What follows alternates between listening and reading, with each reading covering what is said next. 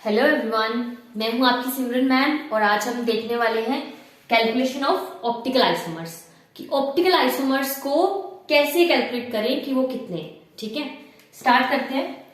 इसमें हमारे दो केसेस एग्जिस्ट करते हैं। पहला, अगर आपका कंपाउंड अनसिमेट्रिकल है, ठीक है, इफ इट इज अनसिमेट्रिकल, उसके लिए सिंपल सा फॉर्मूला है हमारा विच इज 2 की पावर n। अब ये n क्या है, जैसे हम लोगों ने वहां पे देखा था जीआई में, जीआई यूनिट्स, यहाँ पे क्या है, नंबर ऑफ कायरल सेंटर्स, जितने भी आपके कायरल सेंटर्स प्रेजेंट है। ठीक है, एग्जांपल से समझते हैं।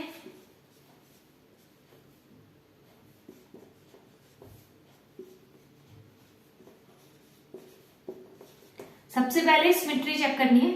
ठीक है, कैसे चेक करनी है, आप दोनों एंड से स्टार्ट कर दो, दोनों एंड सेम होने चाहिए आपके।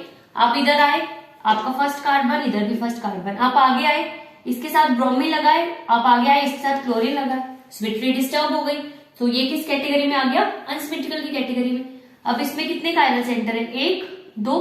तुम्हारा फॉर्मूला क्या है, 2 की पावर n, सो 2 की पावर 2। हमारे इसके कितने टोटल ऑप्टिकल आइसोमर्स बनेंगे, दैट इज 4। इजी। ठीक है, ये हमारा किसका केस था, अनसिमेट्रिकल का। इसको नोट डाउन कर लो फटाफट से, वीडियो पॉज करके कर लो अगर किसी को प्रॉब्लम आ रहा है तो। ठीक है, नेक्स्ट वाला केस हमारा किसका आएगा, सिमेट्रिकल का। अब अगर सिमेट्रिकल का देखना है तो उसमें क्या होगा, हमारा दो केसेस बनेंगे, इवन और ओड के। सो एक है हमारा इवन और एक है हमारा ओड। ठीक है, अब इसमें क्या ध्यान में रखना है, इवन के लिए हमारा फॉर्मूला दो कैटेगरी बनेंगी आपकी। पहला, अगर आपको ऑप्टिकली एक्टिव कंपाउंड्स देखने हैं, सो 2 की पावर n माइनस 1। ठीक है, और अगर उसमें मीजो कंपाउंड्स बनेंगे तो फॉर्मूला क्या होगा, 2 की पावर p माइनस 1। अब p इवन के लिए p क्या होगा, अब आपको पता है कोई भी इवन नंबर इजिली डिवाइड हो जाएगा 2 से, तो डायरेक्टली n बाय 2। ठीक है, अब इसको एक एग्जाम्पल के साथ समझते हैं। जैसे कि कोई भी हमें सिमेट्रिकल भी होना चाहिए और इवन नंबर ऑफ कार्बन, यानी कि even number of chiral centres भी आपके वहां पे होने चाहिए। पहले आप क्या चेक करोगे कि सिमेट्री है या नहीं। अब इसमें क्या है, इधर 1 था कार्बन था, 1 था कार्बन था, सेकंड पे आए OH लगा है, H लगा है, इधर आए OH लगा है, H लगा है, सिमेट्री प्रेजेंट है। कितने कायरल सेंटर्स है, कायरल सेंटर मतलब चारों कार्बन के एटम्स डिफरेंट, 1 2। ठीक है, और इसके लिए भी ये पूरी यूनिट है जो कि डिफरेंट है। ठीक है, तो यहाँ पे इसी तरीके से इसके लिए इधर डिफरेंट है, तो टोटल कायरल सेंटर्स 1 और 2, एक ये वाला कार्बन और एक ये वाला कार्बन। सो कायरल सेंटर्स अगर 2 है तो मतलब n क्या हमारा 2। ठीक है, अब इसी में हमने वैल्यूज पुट करनी है, इसी में हम वैल्यूज पुट कर सकते हैं। आपका ऑप्टिकली एक्टिव के लिए क्या आएगा, 2 की पावर 2 माइनस 1। ठीक है, यानी कि 2 की पावर 1 यानी कि 2। मीजो के लिए कितना आएगा, 2 की पावर p माइनस 1, p क्या है हमारा n बाय 2 माइनस 1, 2 की पावर 1 माइनस 1 यानी कि 2 की पावर 0 यानी कि 1।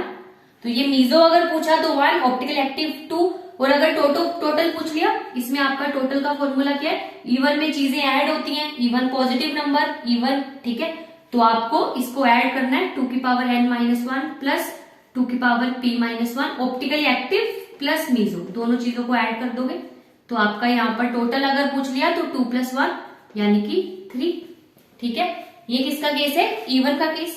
नोट कर लो इसको फटाफट से, इसी में ही थोड़ी थोड़ी करेक्शन है बस। ठीक है, इसको मैं हटा रही हूं अभी एग्जाम्पल को। ठीक है, पॉज करके नोट कर लेना वीडियो को। ठीक है, अब हम लोग किसका देखेंगे केस, ओड का।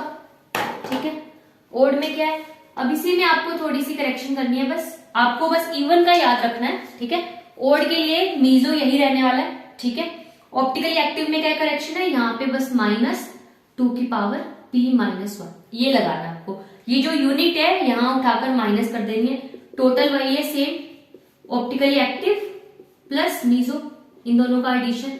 और आपको पता है 2 की पावर n माइनस 1 माइनस 2 की पावर p माइनस 1 प्लस 2 की पावर p माइनस 1। तो जो चीज आप ऊपर लगा रहे हो माइनस में, नीचे प्लस में, तो ये आपकी कैंसिल हो जाएगी यहाँ से। तो ये टोटल क्या बन जाएगा 2 की पावर n-1।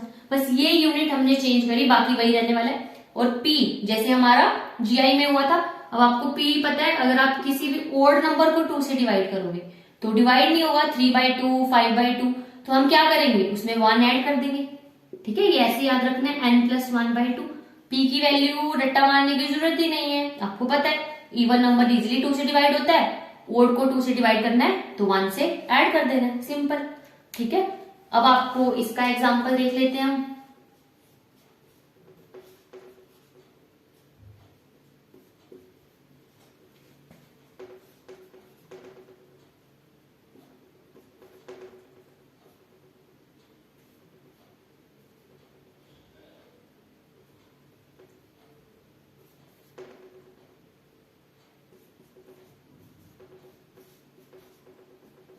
देखो अब इसमें कितने कायरन सेंटर हैं 1 2 3। सो आपका n कितना हो गया ओड विच इज 3। ठीक है, तो n हमारा ओड हो गया और हमारा फॉर्मूला हमारे सामने है। तो ऑप्टिकली एक्टिव के लिए क्या हो जाएगा 2 की पावर n-1, 2 की पावर n3 है 3-1 माइनस 2 की पावर p के n+1/2 यानी कि 3+1/2। सो ये क्या आ गया 2 की पावर 2 माइनस 2 की पावर 4/2। ठीक है, यहाँ पर क्या आ गया आपका 2 की पावर 2 एंड वहां पर 4/2 और साथ में -1 भी है। ठीक है, सो 4 माइनस 2 की पावर 1 यानी कि 2। ऑप्टिकली एक्टिव ये हो गए हमारे। मीजो के लिए क्या है, मीजो के लिए सिंपल है, नीचे वाला 2 की पावर p-1 यानी कि n+1/2 -1 यानी कि यही वैल्यू है n+1 3+1/2 2 की पावर 2 -1 यानी कि वही 2 की पावर 1 विच इज 2। ठीक है, ऑप्टिकली एक्टिव अलग देख लिया हमने, मीजो अलग देख लिए, या तो आप वहीं पे माइनस कर दो। ठीक है, ऑप्टिकली 2 की पावर टोटल का क्या है 2 की पावर n-1 यानी कि 2 की पावर 3-1 2 की पावर 2 यानी कि 4, यहाँ वहां से भी आ जाएगा।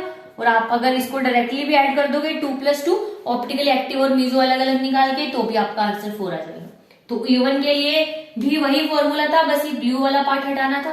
ठीक है, और ओड के लिए बस वो ऐड करना है वहां पे माइनस की फॉर्म में। ठीक है, और p चेंज हो जाएगा, इसके लिए n+1/2, उसके लिए n/2। ठीक है, ये हमारा ऑप्टिकल आइसोमर्स का कैलकुलेशन है।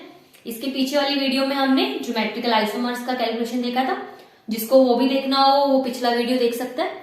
ठीक है, तो इसको नोट कर लो। मिलते हैं नेक्स्ट वीडियो में, तब तक के लिए बाय बाय, टेक केयर।